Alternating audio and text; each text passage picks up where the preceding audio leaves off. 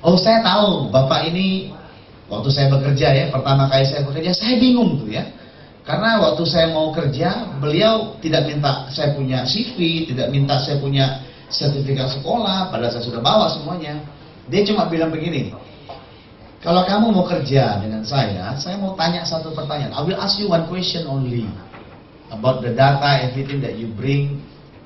Don't care lah, no need to see lah dia bilang ya. Karena Singapura pakai lah semua begitu ya. Dia tanya, apa beda antara hadiah dan sogok? Saya pikir, ini nanya apa jebak gitu ya. Saya bilang, can you give me some time to think? Ya, no need to answer now. Next week ketemu di rumah saya di Singapura, nanti kita bicara. Oke Pak. Saya di rumah saya pikir apa artinya ya. Akhirnya saya temukan artinya. Saya minggu depan ketemu dengan beliau, saya bilang, Pak, hadiah itu begini, Pak, sogok itu begini. Mau tahu? Nanti bisa pada ya, kita ngomong. Oke, kata dia, berarti kamu mengerti dengan jelas, mengerti Pak. Dan kenapa saya tanya, kenapa beliau tanya demikian? Saya pun tidak mengerti pertamanya. Tapi setelah saya kerja sebulan, 2 bulan, 3 bulan, 4 bulan, 5 bulan, saya baru mengerti kenapa beliau tanya demikian. Karena beliau tahu saya hamba Tuhan, saya pelayan Tuhan. Karena setiap minggu kerja saya tuh pegang amplop, nanya Tuhan, ini bos aku nyogok atau bosku ngasih hadiah Tuhan? Jadi saya mesti ketemu Pak Menteri, ketemu Pak Jenderal. Saya bingung, Pak, ini sogok Pak? Oh enggak, itu sobatku lagi main ke Singapura, mau tak kasih uang beli permen. Uang beli permen kok 50 juta, permen apa gitu? Itu toko permen dibeli begitu ya.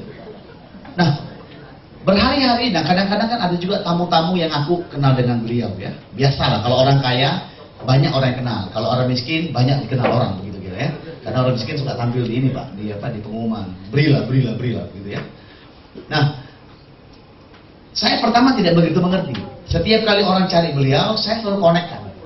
Tapi beliau marah, kamu nih nggak semua orang mesti ketemu saya pusing ketemu mereka. Sekali, 2, 3 kali, sampai lama-lama saya mengerti. Yang mana yang perlu ketemu dengan beliau, yang mana perlu ketemu dengan saya saja. Dan saya selesaikan urusannya dengan sesama dalam tempo yang sesingkat-singkatnya. Ya, biasanya minta sumbangan lah, kita bereskan begitu ya. Dari situ saya mengerti. Semakin saya mengerti hatinya, semakin saya bergaul dengan dia. Ada banyak konfirmasi yang berupa kode saja. Contoh Pak, ini ada tamu begini gimana Pak? Kalau beliau bilang begini, saya sudah mengerti tuh. Jangan tanya lagi. Artinya langsung dihapus tamu itu, di-delete saja. Ya. Tapi kalau tanya sudah berapa kali datang, berarti dia mau tanya tuh, ini ada bisnis apa? Saya pun mesti ngeh gitu. Ya. Demikian dengan Tuhan.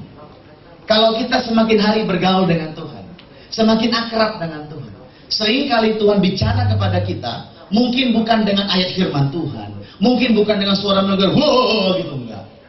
Atau bukan cuma tiba-tiba ada pendeta dari ujung bumi datang dan bilang sama kita, Tuhan kasih ayat. Enggak begitu.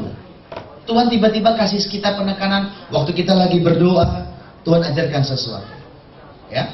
Pagi ini waktu saya lagi berdoa, saya lagi menikmati Tuhan, tiba-tiba Tuhan ingatkan saya tentang kesetiaan. Bapak Ibu tahu bagaimana cara Tuhan mengingatkan? Bukan tiba-tiba Tuhan bilang, Olga, buka Yohanes sekian. Enggak. Saya lagi berdoa untuk beberapa orang, tiba-tiba saya hitung, saya bilang, Pak, Tuhan,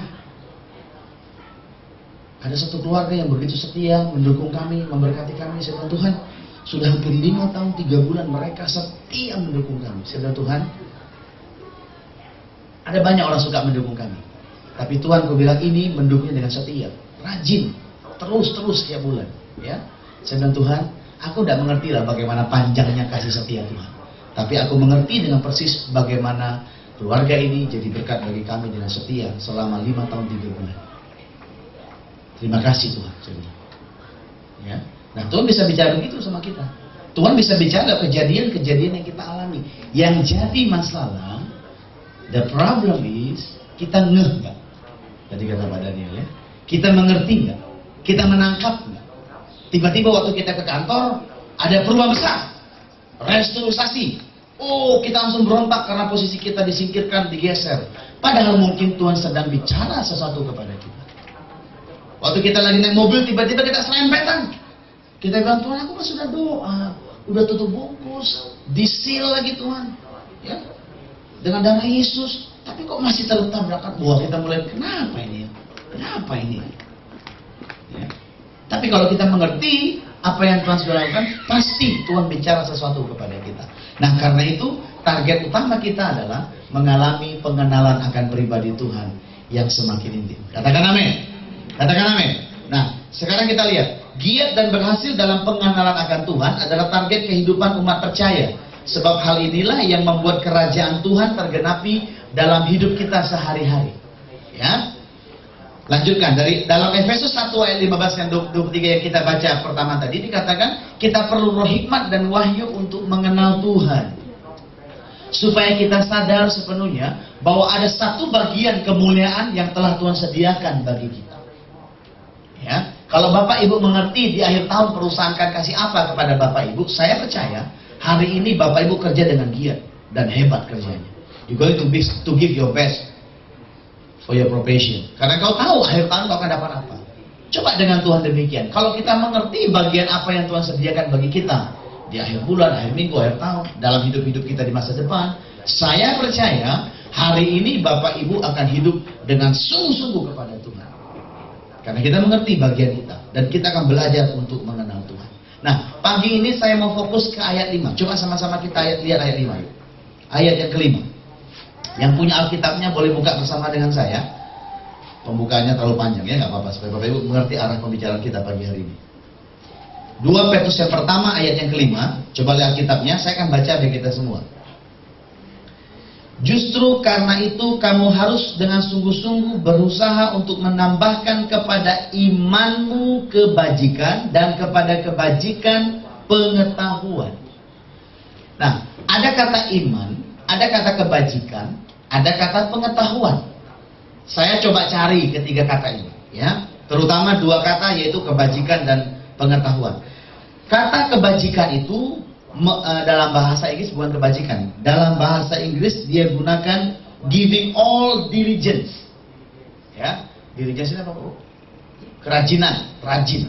Nah, di bahasa yang lebih tua, di akar bahasa yang lebih tua, saya perhatikan kata kebajikan itu mengandung arti kecepatan atau ketergesa-gesaan, in hurry, atau kesungguhan, hasrat dan kehati-hatian.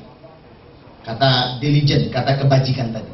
Nah, kata pengetahuan itu mengandung arti intelijensia, pemahaman, pengertian berdasarkan aturan, hukum atau prinsip dasar.